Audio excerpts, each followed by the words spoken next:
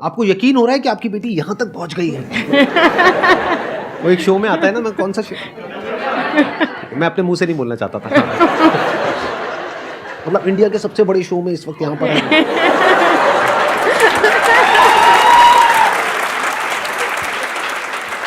मैंने बोला मजाक में, लेकिन झूठ नहीं है। हाँ।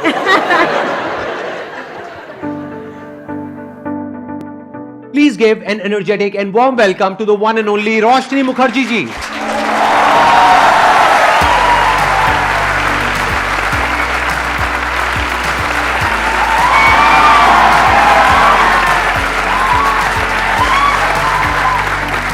Please बैठिए, बैठिए।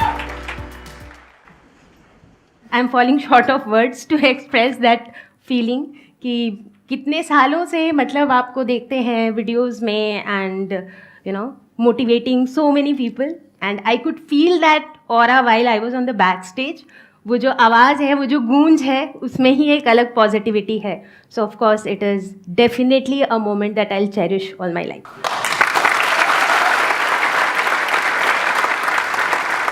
ये टीचिंग लाइन में आप क्यों आए और कैसे आए? अगर ये कहानी मैं शुरू करूँ तो मैं अपने बचपन में चली जाऊँगी।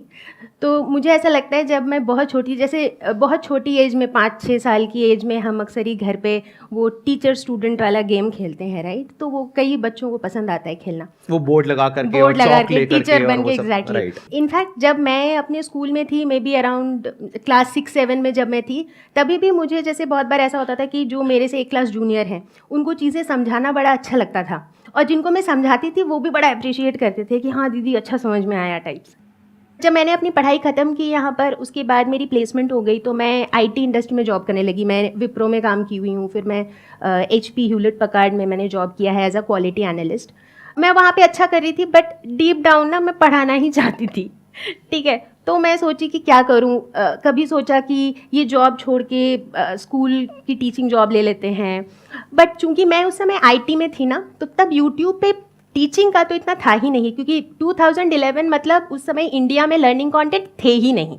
जिस तरह से लर्निंग कंटेंट नहीं था, उसी तरह से पढ़ने वाले बच्चे भी कम थे यूट्यूब पे, क्योंकि उस समय यूट्यूब पे बहुत ज़्यादा बच्चे पढ़ने आते भी नहीं थे। बट चूंकि उस दौरान मैं यूट्यूब का यूज़ करती थी, जैसे ऐसे म्यूज़िक, एंटरटेनमेंट, यही चीज़ों के लिए यूज़ होता था, तो तभी मुझे ये आइडिया आया था कि यूट्यूब पे करके देखते हैं। मैंने कुछ वीडियोस डाली, 2-4 व्यूज़ आने लगे कुछ 2-4 हफ्तों में, और उसमें से एक बच्चे ने लिखा था कि ma'am what you could explain in 10 minutes my teacher could not do in a week. उसने क्या सोच के लिखा था उसको तो मैं जानती भी नहीं हूँ, बट वो जो कमेंट था ना, उस कमेंट से मुझे ऐसा लगा कि मतलब कोई ऐसी चीज़ जो सिर्फ मैं अपने पैशन के लिए कर रही थी, शायद वो सच में किसी और को उधर बेनिफिट कर रही है। मतलब आप मानोगे नहीं कि उस दिन ना, मतलब मैं ऑलमोस्ट खुशी से कूद रही थी कि मतलब किसी को इतना अच्छा लगा। Very honestly speaking, that is when I very strongly decided that I wanted to build a free education platform. तो ये बात है 2011 की ही, और उस समय मैं ऑलरेडी थोड़े वीडियोस बनाना शुरू कर चुकी थी, और साथ साथ में आप अपनी जॉब भी कर रहे थे। हाँ, साथ में मैं जॉब कर रही थी। तो मैं सुबह 4 बजे उठती थी वीडियोस बनाने के लिए। तो वो अपने आप में जो है ना, एक अलग जोश था, एक अलग जज्बा था। शुरू हुए 2011 में, बनते रहे। 2014 में मैंने डिसाइड किया कि मुझे जॉब छोड़नी है, मुझे फुल टाइम करना है, ताकि मैं और ज़्यादा बना सकूं। तो इस तरीके से जो है ना मेरा कंटेंट बनता गया। उसके बाद क्या हुआ कि चूंकि मेरे पास वो पूरा कंटेंट था, एक तरीके से आप कह लो कि वो पूरा पैकेज था, and it was all available free of cost. So धीरे धीरे करके जैसे नेशनल डिजिटल लाइब्रेरी, CBSE, ये सारे अप्रोच करने लगे कि हमारे लर्निंग प्लेटफॉर्म में हम आपके कंटेंट यूज़ कर लें क्या। फिर धीरे धीरे करके बहुत सारे NGOs अप्रोच करने लगे कि हम अपने NGOs में आपके कंटेंट यूज़ कर लें क्या। तो ये जो चीज़ें थी ना, एक अलग लेवल की इसमें सेटिस्फैक्शन थी। तो आपने इन सबको फ्री ऑफ कॉस्ट अलाउ कर दिया अपना कंटेंट यूज करने के लिए, या पैसे लिए आपने? नहीं, मेरा तो फ्री लर्निंग प्लेटफॉर्म ही था ना। आई अंडरस्टैंड, आपका फ्री था, लेकिन इन लोगों ने जो आपको अप्रोच किया, आपने उनसे पैसे नहीं लिए। नहीं। एंड आई एम 100% श्योर आपको बहुत सारे ऐसे भी प्लेटफॉर्म्स ने अप्रोच किया होगा जो पेड है, और उन्होंने आपको बहुत बड़ा अमाउंट ऑफर किया होगा। हाँ, रेवेन्यू शेयरिंग तो बहुत लोग ऑफर करते थे। तो आपने वो एक्सेप्ट किया या नहीं किया? नहीं, आज तक नहीं किया? नहीं। हमारे हाउ इज दैट पॉसिबल? क्योंकि एडटेक में मैंने देखा है,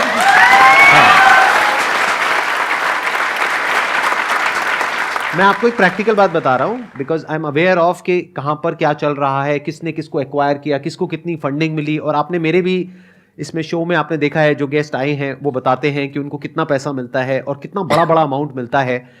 आई एम श्योर आपको कम से कम भी नहीं तो 10-20 करोड़ 50 करोड़ के कई ऑफर्स आए होंगे, if I am not wrong. Offers तो आते रहते हैं, अभी भी आते हैं। करेक्ट। बट आप अभी भी एक्सेप्ट नहीं करते? नहीं, क्योंकि मुझे पता है कि मुझे क्या करना है। मैंने बताया ना कि वो जो थॉट थी ना सर कि मुझे फ्री लर्निंग प्लेटफॉर्म बनाना है, वो थॉट इतनी स्ट्रांग थी कि उस बात को 11 साल हो गए हैं, बट उस थॉट की स्ट्रेंथ अभी भी उतनी ही है।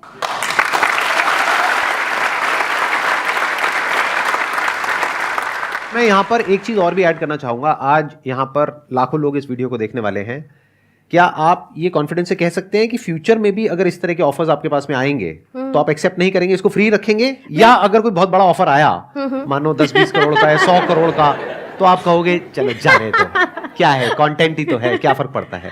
नहीं, मेरा कंटेंट तो फ्री ही रहेगा क्योंकि मेरा फ्री लर्निंग प्लेटफॉर्म है। मैं इस फ्री लर्निंग प्लेटफॉर्म से कभी भी हटने वाली नहीं हूँ। That I am very sure of. चाहे कुछ भी हो जाए, चाहे कुछ भी हो जाए, प्लेटफॉर्म मेरा फ्री ही रहेगा। ये होती है स्पिरिट।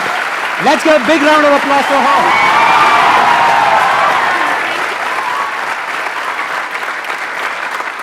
मेरी बात ध्यान से सुनना। जब कोई इंसान ऐसा काम कर रहा होता है या कर रही होती है तो उसको हम लोगों की सपोर्ट की बहुत जरूरत होती है। तो we should all appreciate such a person जो इतना सेल्फलेसली एक काम को कर रही है। बहुत बड़ी बात है। जहां पर के एडटेक स्पेस में क्या हो रहा है आप शायद सपने में भी नहीं सोच सकते हो कि लोग कितना कितना पैसा कमा रहे हैं। वहां पर ये चाहे तो कितना भी कमा सकते हैं। 2 मिलियन सब्सक्राइबर्स कम नहीं होते हैं और 2011 से ये कर रही हैं और कंटेंट पूरा है इनके पास में। हजारों वीडियोस हैं। आई थिंक आपकी 6-7 हजार वीडियोस हैं। हाँ। अगर ये अपना कंटेंट एज इट इज उठा करके किसी प्लेटफॉर्म को दे दें आज, तो I am sure you will be able to get a very good amount. But आप कह रहे हैं कि सिर्फ आज नहीं, फ्यूचर में भी मैं ऐसा नहीं करूंगी। हाँ, ऐसा तो मैं नहीं करूंगी, वो तो मैं बिल्कुल श्योर हूँ कि ऐसा कुछ भी कभी भी नहीं होगा। ये फ्री लर्निंग प्लेटफॉर्म ही रहेगा। तो बेसिकली अभी तक की जो स्टोरी थी ना, ये तो बस ये स्टोरी थी कि हाउ आई स्टार्टेड और कैसे ये प्लेटफॉर्म बना। आई एम सॉरी, मैं आपको बीच में इंटरप्ट कर रहा हूँ। हाँ, बिल्कुल। क्या आप इसके साथ साथ में कुछ कोर्सेज भी सेल कर रहे हैं? नहीं, कोर्सेज भी सेल नहीं कर रहे हैं? नहीं। तो आपका रेवेन्यू मॉडल क्या है? सिर्फ जो एडसेंस से आता है वो और थोड़ा बहुत स्पॉन्सरशिप? हाँ, राइट।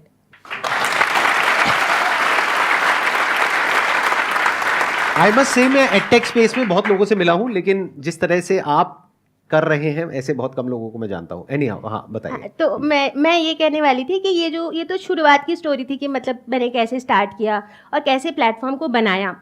बट बीच की स्टोरी भी काफ़ी इंटरेस्टिंग लग सकती है लोगों को, क्योंकि ऐसे तो मुझे 11 साल हो गए। बट मैंने अभी देखा आपकी आंखों में पानी आ रहा था, तो वाज दैट बिकॉज कि आपको खांसी हो रही है या फिर नहीं। आप थोड़ा इमोशनल हो गए थे? शायद मैं थोड़ा इमोशनल हो गई थी। ओके, हाँ ठीक है। ये जो 11 साल थे ना, ये 11 साल ऐसा नहीं था मेरा, ऐसा नहीं था या ऐसा भी नहीं था। ये जो 11 साल है ना, वो कुछ ऐसा था, फिर ऐसा था। तो मैं चाहूँगी वो वाला पार्ट भी शेयर करना, शायद बहुत से लोगों को उससे भी कुछ जानने को मिले, कुछ सीखने को मिले। क्योंकि जब कभी भी ये वाला पार्ट आता है ना, तो अक्सर ही इस पार्ट के बाद हम इधर ही चले जाते हैं। बहुत बार ऐसा होता है बहुतों के साथ। 2016 के आसपास channel was doing pretty good, मतलब उस समय के हिसाब से। उस समय जैसे कि इतने ज़्यादा और चैनल्स थे भी नहीं, तो जो हमारी जो ऑडियंस थी ना, वो लॉयल ऑडियंस भी थी। जो 6th में पढ़ रहा है वही 7th में भी पढ़ रहा है, हमसे 8th में भी पढ़ रहा है। हमें सक्सेस स्टोरीज़ भी सुनने को मिल रही थी लोगों की इधर उधर से। जैसे 2017 में हमारी एक स्टूडेंट थी दीपल जैन, जिन्होंने MP पूरे बोर्ड में ना बायो में वो स्टेट टॉपर थी, और उन्होंने हमारे कंटेंट से सिर्फ पढ़ा था। उनका आर्टिकल आया था टाइम्स ऑफ इंडिया में, जिसमें उन्होंने लिखा था पूरा कि हमने रोशनी मैम से पढ़ा था बायो का कंटेंट। तो मतलब ये ना बड़ी एक, आप समझ रहे हो ना, एक अलग लेवल की मुझे भी बड़ी खुशी होती है जब कोई आकर के इस तरीके से बोलता है कि भाई आपको मैंने देखा और वहां से मेरे को ये स्पार्क मिला, वहां से मुझे इंस्पिरेशन मिली और आज मैं ये कर रहा हूँ, वो कर रहा हूँ। तो मुझे अपनी सक्सेस से ज्यादा उसकी सक्सेस में खुशी होती है। I can relate to it what you are saying. क्योंकि मुझे हमेशा ऐसा लगता है कि अगर कोई 5 भी ऐसे बच्चे हैं ना जिनका लाइफ हमारे कंटेंट की वजह से बिल्कुल बदल गया, तो भी वो बहुत बड़ी बात है। क्योंकि वो जो 5 लाइफ्स हैं वो भी आगे जाके बहुत लाइफ्स को बदल सकते हैं, right? Because they are getting empowered that ways. तो इस तरह से हमारी जर्नी चली। 2016 में हमें काफ़ी रिकग्निशंस भी मिलने लगे, जैसे कि हमें लिम्का बुक ऑफ रिकॉर्ड से रिकग्नाइज किया गया कि आपने, उस समय 5000 से ऊपर कंटेंट बन चुका था कि आप 5,000 plus videos free of cost available करा रहे हो। तो लिम्का बुक ऑफ रिकॉर्ड्स ने हमें रिकॉग्नाइज़ किया। इनफैक्ट मुझे ऑनरेबल प्रेसिडेंट ऑफ इंडिया से भी 100 वीमेन अचीवर्स ऑफ इंडिया मिला था 2016 में। बहुत बढ़िया। तो मतलब अभी देख रहे हो ना, अभी ये मतलब अभी जर्नी ऊपर जा रही है। अच्छा वाला चल रहा है, Right, मतलब बहुत हाँ। अच्छा हो रहा है। फिर घर पे भी सब खुश है कि मतलब अच्छा हो रहा है, मतलब मैं भी खुश हूँ, एवरीथिंग इज ऑल गुड। 2017 के बाद क्या हुआ, जैसे जैसे अब मेरी फैमिली लाइफ में I went through my maternity, मेरी लाइफ की अपनी एक मतलब जो भी पर्सनल ऑब्स्टिकल्स वगैरह आए, तो मैं उतना कंटेंट बना नहीं पाई उस समय। मतलब I could not produce so much of content, क्योंकि नॉर्मली मेरे चैनल पे ना कंटेंट का वॉल्यूम हमेशा बहुत हाई होता था। अब क्या हुआ, I was in a fix, क्योंकि मेरे पास टीम तो है नहीं, तो अगर मैं नहीं बना रही हूँ तो चैनल खाली है, कुछ नहीं जा रहा है। मीनवाइल समहाउ वो वाला जो टाइम था ना, वो 2017-18 जैसे शायद आप लोगों को भी पता हो, उस दौरान बहुत सारे लर्निंग चैनल्स आ गए, जिनमें से बहुत से चैनल्स आज की डेट पे बड़े बड़े एडटेक्स भी बन चुके हैं।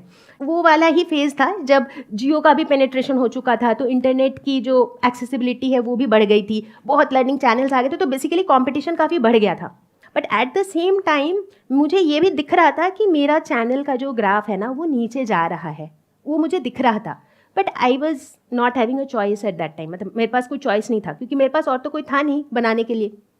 तो वो जो फेज़ था ना, सच पूछो तो it was very disappointing, disheartening, discouraging, क्योंकि मतलब आप समझ रहे हो ना कि आप यहाँ से यहाँ गए थे, उसके बाद आपको दिख रहा है कि वो नीचे आ रहा है।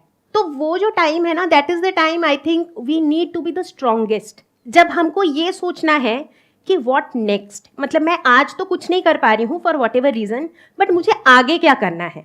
तो मैं इस बात के लिए बहुत ज़्यादा डिटरमिन्ड थी कि ठीक है, ये एक मेरा फेज़ है, बट मैं वापस आऊँगी, और जब मैं वापस आऊँगी तो मैं ऊपर ही जाऊँगी। 2019 पे मैं वापस आई, ठीक है। पहले तो सबसे पहले मैंने थोड़ा पॉज लिया, ये सोचने के लिए जो मैं कर रही थी उसी को अब करना काफ़ी नहीं है, क्योंकि अब क्या है, इस स्पेस में बहुत कंपटीशन है। तो मुझे अगर अपनी जगह बनानी है तो कैसे बनानी है, कुछ तो मुझे ऐसा करना है जिससे बच्चे मेरा कंटेंट देखें, राइट, वरना तो वो डिस्कवर ही नहीं कर पाएंगे मुझे कि मैं कहाँ हूँ, मैं खो जाऊँगी भीड़ में। सो मैंने उस समय थोड़ा पॉज लिया, थोड़ा टाइम दिया, थोड़ा सोचा, और इस बार मेरा फोकस था कंटेंट, कि फ्री ऑफ कॉस्ट मैं कंटेंट का क्वालिटी ऐसा दूंगी कि लोग कहेंगे कि पे करके भी हमें ऐसा कंटेंट नहीं मिला। अब मेरे पास रिसोर्सेज थे, क्योंकि अब यूट्यूब थोड़ा पुराना हो चुका था, अब कैमरा, माइक, सब कुछ मुझे पता था कैसे करना है, ग्रीन स्क्रीन, एडिटिंग, अब मुझे चीज़ों का आइडिया था। एंड आई फील दैट कहीं ना कहीं मैं I am a bit of a creative person as well. तो जैसे ना मुझे इस तरह की चीज़ें सोचनी अच्छी लगती है कि अच्छा मुझे ये बताना है तो मैं कैसे बता सकती हूँ, इसको ऐसे बता सकती हूँ, मतलब आप समझ रहे हो ना। I generally try to think कि इसको कैसे समझा सकते हैं, इसमें क्या कर सकते हैं, कि इसको स्टोरी फॉर्म में या एंटरटेनिंग वे में कैसे बताया जाए। तो I generally spend some time doing that. And वो जो फेज था ना, उस समय मैंने चीज़ों को काफ़ी डिफरेंटली प्लान किया। उसके बाद अच्छा एक चीज़ मैं बताना भूल गई थी कि जब मैंने चैनल शुरू किया था ना, तो मैंने चैनल का नाम रखा था एग्ज़ाम फियर। इसके पीछे भी एक कारण था कि जैसे कि मैं बता रही थी ना कि इंडिया में मुझे अधिकतर बच्चे एग्ज़ाम के डर से ही पढ़ते हुए दिखते हैं, उनको समझ में नहीं आता है डिफ्रैक्शन का डेफिनेशन क्या है, लेकिन फिर भी वो रट के चले जाते हैं क्योंकि नंबर आ जाते हैं, राइट। तो एग्ज़ाम फियर नाम रखा था, और उसका जो एक्स था ना उसमें एक ऐसे डेंजर का सिंबल बना होता था। तो बहुत से लोग मुझे कहते थे कि यार तुमने ऐसा नाम क्यों रखा है एग्जाम, थोड़ी नेगेटिव फीलिंग आती है। हाँ करेक्ट, एग्जैक्टली, यही बात मुझे कई लोगों ने बताई थी।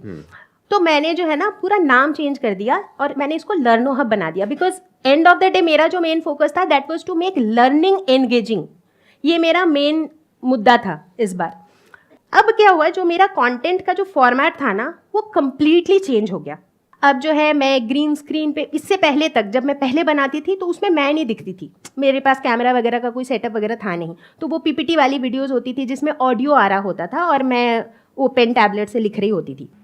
मेरा वीडियो का वॉल्यूम इसके बाद बहुत हाई नहीं रहा, बट वो जो वीडियो की जो क्वालिटी थी ना उस पर मैंने बहुत ज़्यादा फोकस किया। And and of the day उसका मुझे रिजल्ट भी मिला। वो वन शॉट सीरीज़ जो है वो इतनी चली, बच्चों ने बोला कि हमने पेड कोर्सेज ले रखे। मतलब वैसे भी ना इंडिया में तो सर ये भी है ना कि पेरेंट्स को लगता है कि फ्री का है, फ्री में हम रिलाई करें क्या, पर्सनली मैं बहुत से ऐसे बच्चों से मिली हूँ जो कहते हैं कि उन्होंने कहीं पे भी पेड अपना ज्वाइन कर रखा था, चाहे ऑफलाइन इंस्टीट्यूट हो या ऑनलाइन कोर्सेज हो, बट वो कहते हैं कि हमें ना उधर समझ में नहीं आया, फिर हमने वन शॉट वीडियो देख के ही समझा। तो मतलब वो चीज़ें होती रहती हैं। मतलब पैसे किसी और को दे रहे हैं लेकिन काम आप कर रहे हैं। तो इसीलिए ना हमारे वीडियोस का एक टैगलाइन होता है, कॉन्सेप्ट होगा क्रिस्टल क्लियर। ठीक है, मतलब generally that has become a tagline now. जब भी मैं वीडियो शुरू करती हूँ तो मैं कहती हूँ कि ये वीडियो देखने के बाद कॉन्सेप्ट होगा क्रिस्टल क्लियर। तो जब बच्चे लिखते हैं ना कि कॉन्सेप्ट हो गया क्रिस्टल क्लियर, तो मतलब कहीं ना वो एक सेटिस्फैक्शन भी है कि मतलब बच्चों को चीज़ें समझ में आ रही हैं। डीप डाउन जो आप कह रहे हो, I strongly believe in that education must be free for all. Only then is going to be a level playing field. चाहे कोई अमीर का बच्चा है चाहे गरीब का बच्चा है, एजुकेशन फ्री होनी चाहिए। मतलब एजुकेशन का मॉडल ये होना चाहिए जो पहले होता था एक समय पर, कि गुरु दक्षिणा वाला, कि अगर आपके पास में पैसा है देने के लिए, 1 रुपए है, 10 रुपए है, 1000 रुपए है, 10,000 रुपए है, आप दे दो। लेकिन अगर आपके पास में नहीं है तो आपको नहीं रोकना चाहिए आगे बढ़ने से। एग्जैक्टली। तो एटलीस्ट आपके जैसे कुछ लोग और होने चाहिए जो अपने सेल्फिश इंटरेस्ट को हटा करके, सोचो कितने राजा महाराजा, कितने लोग, कितने आए कितने गए, कोई याद है क्या? बट आज इन्होंने जो शेयर किया है यहां पर, आई मस्ट से दैट के you will be remembered for ever.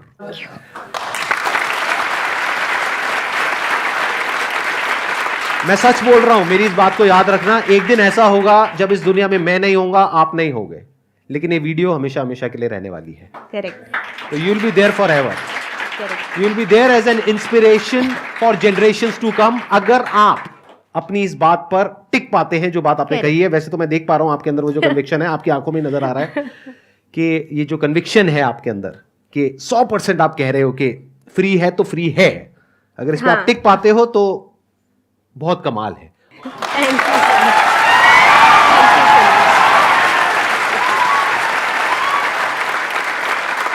Thank you so much for coming यहाँ पर आकर के। Thank you so much for inviting me. मतलब द संदीप माहेश्वरी ही मैं कहूँगी, से मिलना ही अपने आप में एक एक्सपीरियंस है, and I got that experience today. Thank you so much. Thank you so much.